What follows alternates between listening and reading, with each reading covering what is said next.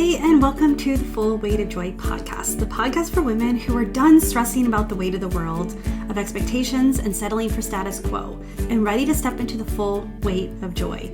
Joy in the journey, whether up or down, joy through the life's challenges, and joy in loving your life right where you are, even though sometimes we feel like chucking it all and moving to Bali. It's for women who are ready to step into who God called them to be. He chose you to be in this world. He created you for a specific purpose. God called us to be the light on a hill, and by embracing who you are and whose you are, you can stand on that hill and shine. The best part, when you're standing next to another woman who's also on the journey, the world gets brighter. My name is Tami. I am your host and a master certified life coach and a trained therapist. For over a decade, I've been helping women do just that. Step into who they're called to be and shine. Are you ready, friend, to start your journey? Let's do this. Hey, welcome back to the podcast. This is another episode of Hey Tami, and today's question is from Sarah, and she says, Tami, what is keeping me stuck? And that is such an open question. That's such a question. It's a good question. There are no stupid questions. But this is a great question because it can be answered in so many different ways. And I just wanted to share that with you today because if you're feeling stuck, if you feel like you're in a rat race, if you're numbing out, like so many of us are, including myself, like I found that over in the fall, like this fall, I've been kind of falling into old patterns, old habits that don't get me the results that I want, don't get me the joy that I want. And I was feeling that rut of being stuck. And I wanted to share with you what it is initially when you're stuck. What does that mean? And what it means is your brain is keeping you safe. If we stop beating ourselves up about being stuck and start acting and start going back to, start reflecting, take some time, what worked before? What area of your life are you feeling stuck? Because when we start to look at what really being stuck means, if you follow this podcast for a while, you know that I ask you to define a lot of terms. And when Sarah asked this, that's exactly where I went is, what does stuck mean to you? And for her, it was in relationships. For her, it was, she felt she was around her people, but not connecting. Well, that being stuck is a lot different than someone who's plateaued with their health or in their business or in their impact or their personal development or financially. But it all boils down to the same thing, that we have allowed our brains to put us in a zone, in a mindset that comfort, and I say comfort in a way that doesn't mean you feel good, because no one feels good when we're stuck. But it takes less energy, it takes less responsibility. We can scroll Facebook, we can play, solitaire, which is kind of what I do. We can we get into this pit, we get into this cycle, and then we start to deep dive further and further into feeling this way because our brains like it, because our brains understand it. Because when you're acting and when you're doing something, then your brain has to work overtime. It has to use glucose. It has to put you in an area that it's never seen or done before. But when you are feeling stuck, it's like, this is familiar, this is comfortable. Even though we don't like it, we're there.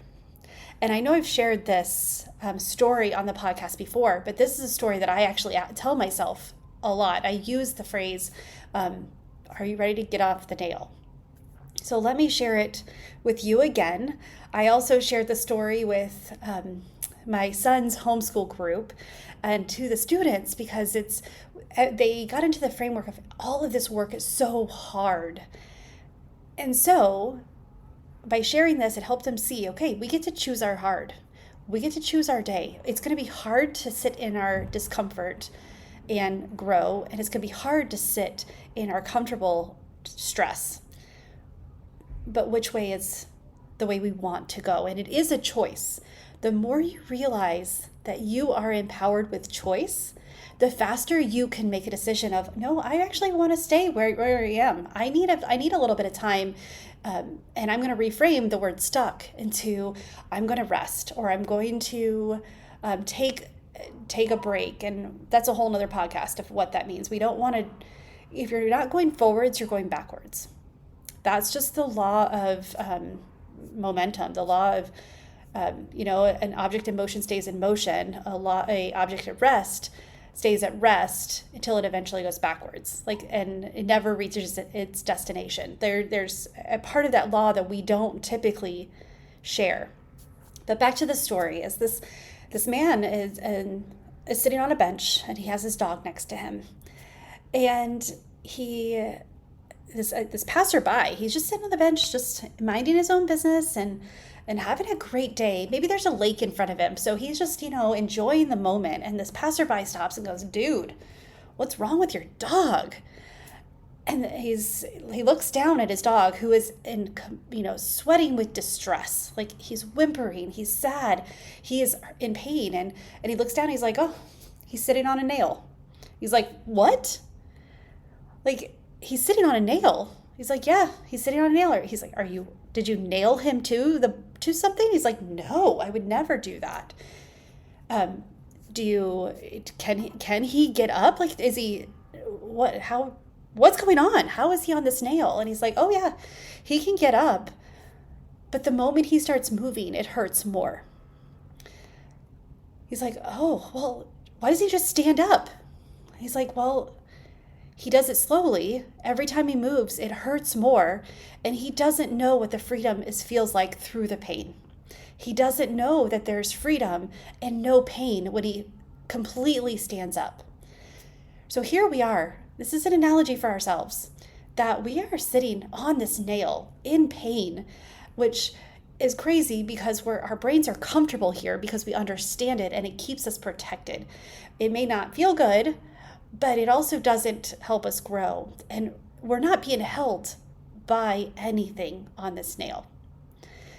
Just like the dog, it will hurt like the dickens if the dog would stand up. But we can logically think that it would be 2 seconds and he would be off the nail, and a moment later running around with freedom. He doesn't know that it only lasts 2 seconds. We don't know how long it would take us to get off the nail. And so when we go partially, or we start to move a little bit, and it hurts even more. And so we sit back down. We stay stuck. We stay right where we think is where we're supposed to be. When really we step off that nail, we stand up, we get the freedom and the options and the feeling that comes from that is right in our grasp. So how long do you want to stay stuck? And going back to the question of what is making me stuck?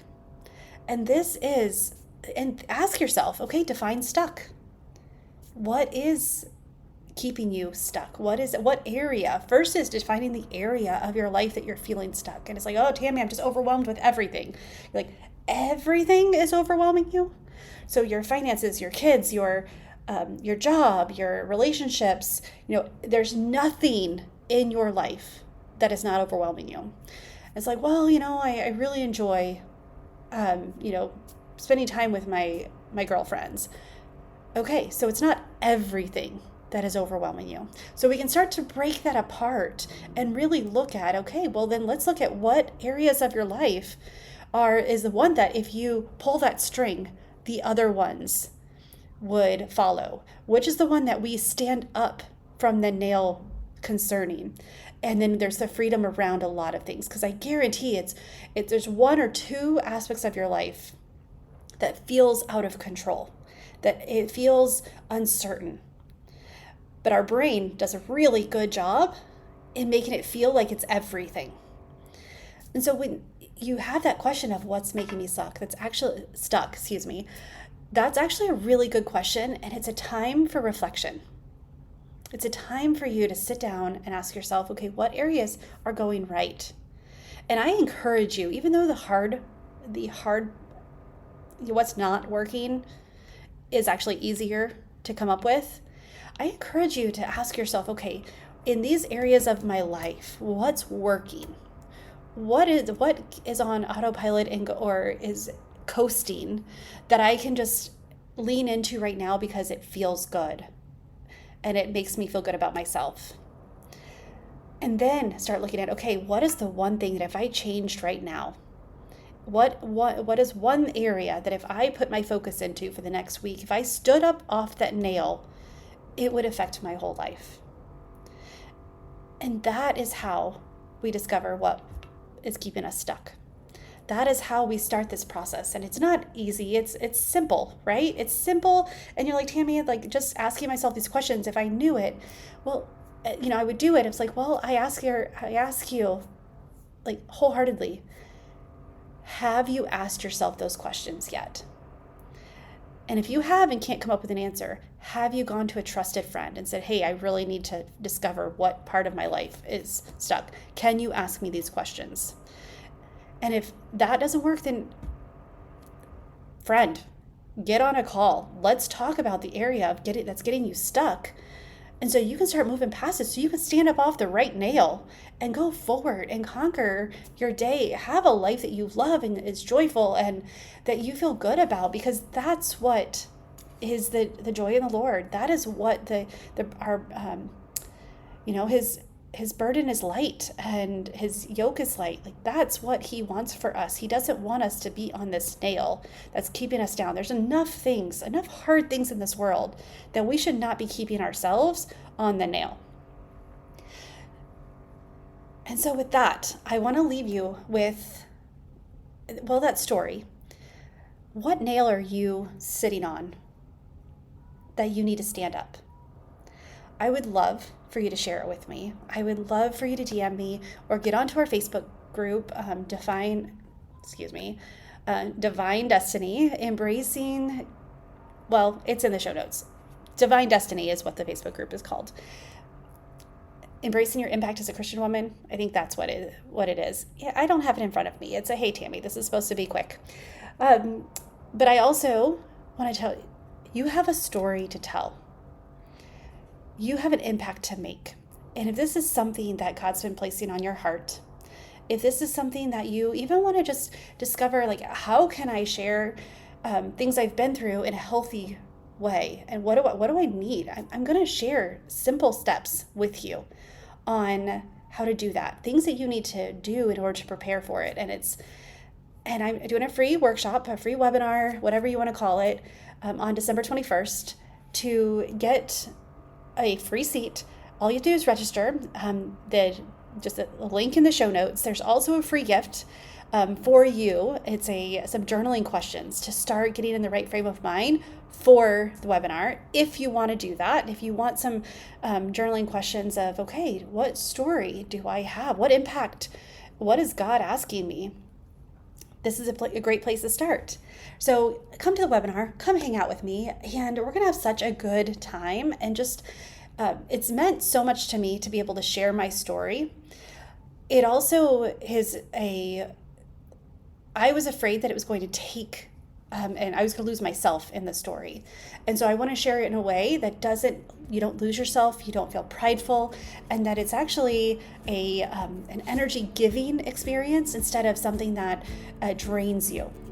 So with that, come and hang out December 21st. The only way to get the replay is to sign up for the workshop, because otherwise, if I don't have your email, I can't send you the replay. And with that, friend, choose joy until joy chooses you, and get off that darn nail right away. Have a good day. Bye.